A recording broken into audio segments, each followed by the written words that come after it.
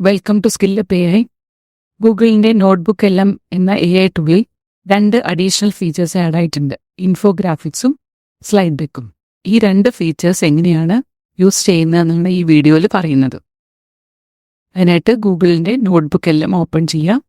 Open notebook or create notebook എന്ന് കാണും. അതിൽ ക്ലിക്ക് ചെയ്തതിന് ശേഷം നമുക്ക് വേണ്ടത് ഏത് ഡോക്യുമെൻ്റാണ് അപ്ലോഡ് ചെയ്യേണ്ടത്. നമുക്ക് ക്രിയേറ്റ് ചെയ്യാനായിട്ടുള്ള ഡോക്യുമെൻ്റ്, അതായത് നമ്മളിപ്പോൾ ഒരു ഡോക്യുമെൻ്റ് അപ്ലോഡ് ചെയ്യുകയാണെന്നുണ്ടെങ്കിൽ ആ ഡോക്യുമെൻറ്റിനെ ബേസ് ചെയ്തിട്ടായിരിക്കും ഈ പറയുന്ന ഫീച്ചേഴ്സ് വർക്ക് ചെയ്യുന്നത്. അപ്പോൾ അതിനകത്തുള്ള ഡോക്യുമെൻ്റ് എന്താണ് എന്നനുസരിച്ച് അതിൻ്റെ ഇമേജസ് ആണ് ക്രിയേറ്റ് ചെയ്യുന്നത്. അപ്പോൾ അതിൽ ആഡ് സോഴ്സ് എന്നുള്ളത് ക്ലിക്ക് ചെയ്തതിന് ശേഷം നമുക്ക് ഡോക്യുമെൻറ്റ്സ് അപ്ലോഡ് ചെയ്യും. ഡോക്യുമെൻറ്റ്സ് PDF ഫോർമാറ്റിലോ അല്ലെങ്കിൽ ടെക്സ്റ്റ് ഫോർമാറ്റിലോ ഉള്ള ഡോക്യുമെൻറ്റ്സ് എല്ലാം അപ്ലോഡ് ചെയ്യാം. ഞാനിവിടെ ഒരു എക്സാമ്പിളായിട്ട് എടുക്കുന്നത് കമ്പ്യൂട്ടറിൻ്റെ ഹിസ്റ്ററിനെ കുറിച്ചുള്ള 2 PDF ആണ്. ആ 2 PDF സെലക്ട് ചെയ്യുക, അത് അപ്ലോഡ് ചെയ്യുക.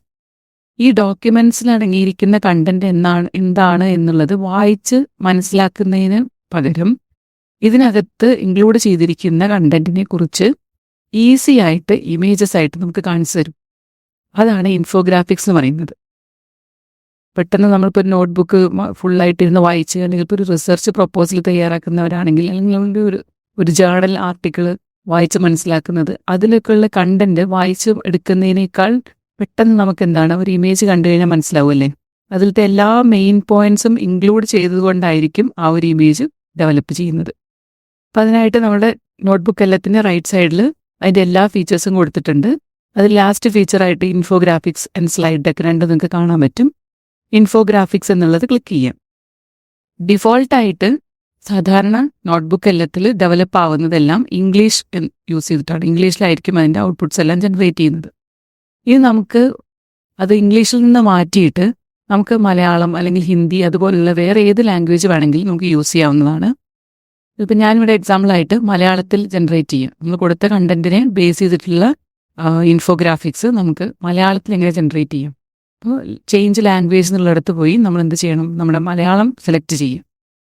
അതിനുശേഷം ഇതിലൊരു ഫീച്ചറും കൂടെ എക്സ്ട്രാ ഉണ്ട്. നമുക്ക് എങ്ങനെയാണ് ഈ ഒരു ഇൻഫോഗ്രാഫിക്സ് ജനറേറ്റ് ആവേണ്ടത് അതിനെക്കുറിച്ച് സ്പെഷ്യലായിട്ട് നമുക്ക് മെൻഷൻ പ്രോംപ്റ്റ് കൊടുക്കാനുള്ളൊരു ഏരിയ കൂടിയുണ്ട്.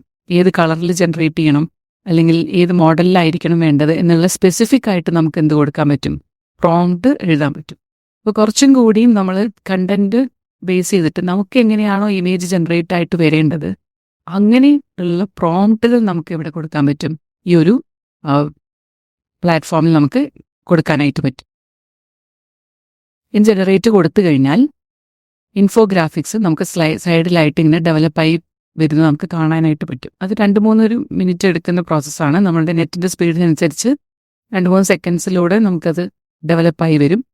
രണ്ടും ഇപ്പോൾ ജനറേറ്റ് ചെയ്തിരിക്കുന്നത് ഡിഫോൾട്ടായിട്ടുള്ള ഇൻഫോഗ്രാഫിക്സ് എന്ന് പറയുന്ന ആ ഒരു ഇംഗ്ലീഷിലുള്ള ജനറേറ്റ് ആയിട്ട് വന്നു.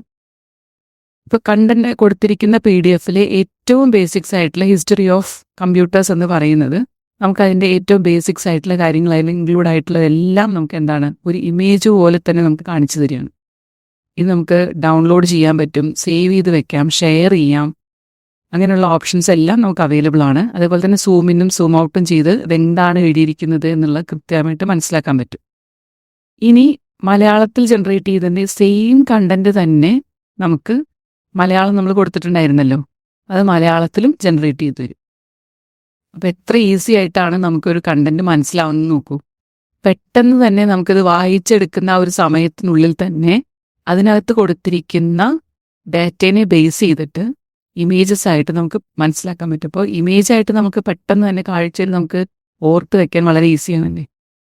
ഇങ്ങനെയുള്ളൊരു വളരെ അമേസിംഗ് ആയിട്ടുള്ളൊരു ഫീച്ചറാണ് ഇൻഫോഗ്രാഫിക്. അതേപോലെ തന്നെ അടുത്തുള്ള നെക്സ്റ്റ് ഫീച്ചറാണ് സ്ലൈഡ് ഡെക്ക്.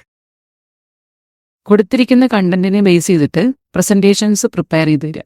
അതിലത്തെ ഏറ്റവും ഇമ്പോർട്ടൻ്റ് ആയിട്ടുള്ള സെൻറ്റൻസുകളെല്ലാം വെച്ചുകൊണ്ട് സെൻറ്റൻസും അതേപോലെ ഇമേജസും ഗ്രാഫിക്സും ഇൻക്ലൂഡ് ചെയ്തിട്ടാണ് സ്ലൈഡ്സ് പ്രിപ്പയർ ചെയ്തിരിക്കുന്നത്.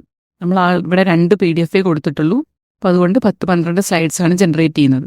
നമുക്ക് ഇതും ഡൗൺലോഡ് ചെയ്യാനും ഷെയർ ചെയ്യാനും സൂം ചെയ്യാനും ഒക്കെ പോസിബിലിറ്റീസ് ഉണ്ട്. വളരെ ഈസി ആയിട്ട് ഇത് ഇംഗ്ലീഷിലും മലയാളത്തിലും 2ഉം ജനറേറ്റ് ചെയ്തിട്ട് നോക്കി. അത് വളരെ എളുപ്പത്തിൽ നമുക്ക് ഒരു കണ്ടന്റിൻ്റെ ഡോക്യുമെൻ്റ് ഇപ്പോൾ ടീച്ചേഴ്സൊക്കെ ആണെങ്കിൽ ഈസി ആയിട്ട് നമുക്ക് എന്താണ് ഒരു ഡോക്യുമെൻറ്റിനെ ബേസ് ചെയ്തിട്ടുള്ള സ്ലൈഡ്സ് പ്രിപ്പയർ ചെയ്യാം. അപ്പം നിങ്ങൾക്ക് ഈ ഒരു വീഡിയോ ഇഷ്ടപ്പെട്ടിട്ടുണ്ടെങ്കിൽ ലൈക്ക് ചെയ്യാനും സബ്സ്ക്രൈബ് ചെയ്യാനും മറക്കരുത്. ഈ ഒരു ഇൻഫർമേഷൻസ് നിങ്ങളുടെ സുഹൃത്തുക്കൾക്ക് എല്ലാവർക്കും പാസ് ചെയ്യാം. താങ്ക്